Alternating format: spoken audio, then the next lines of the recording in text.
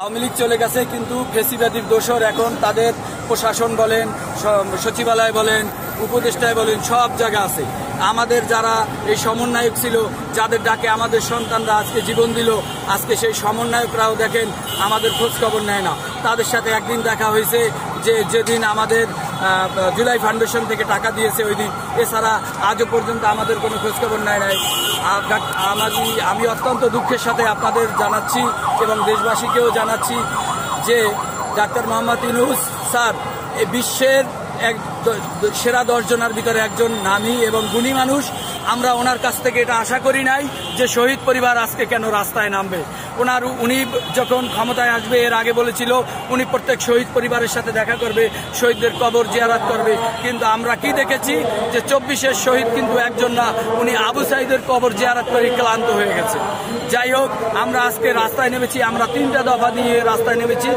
1 নম্বর হচ্ছে দ্রুত আমাদের এই যে সন্তানদের যারা হত্যাকারী আছে তাদেরকে গ্রেপ্তার করতে হবে এবং দ্রুত বিচার করতে হবে। এটা হচ্ছে দাবি 1।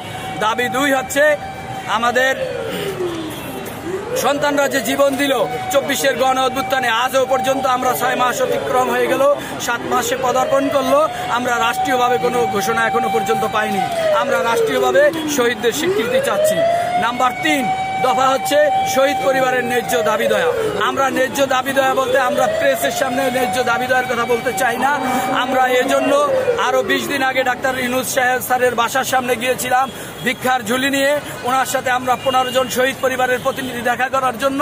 কিন্তু অত্যন্ত দুঃখের সাথে দেশবাসীকে জানাচ্ছি, আমরা ভেবেছিলাম যে শহীদ পরিবারের কথা শুনে অন্তত শহীদ পরিবারের জন্য ওনার হৃদয়ে একটু হলেও দয়া থাকবে, যে আমরা ওনার বাসার সামনে গেছি।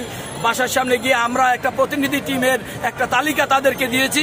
দেওয়ার পরে আমরা 6.5 ঘন্টা ওখানে দাঁড়িয়ে ছোট ছোট বাচ্চা এবং মহিলাদেরকে নিয়ে, বাচ্চারা কান্না করতেছে, মহিলাদের পা ব্যথা হয়ে গেছে। এরপরে ওনার একজন এপিএস সাব্বির হোসেন, যাকে আমি বলেছিলাম যে আজকে আমার সন্তানরা যদি জীবন না দিত আপনি এপিএস হতে পারতেন না, উনি এখন আমার ফোন রিসিভ করে না।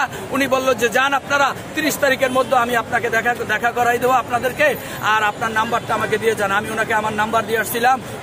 উনি আমাকে একদিনই ফোন করেছে। আমি মেসেজ করলে মেসেজের রিপ্লাই দেয় না, ফোন দিলে আমার ফোন ধরে না। কিন্তু দেশবাসীকে, আমার জনসাধারণকে আমি একটা কথাই জানাতে চাই, শহীদ পরিবার আজকে কম কষ্টে রাস্তায় নামিনি।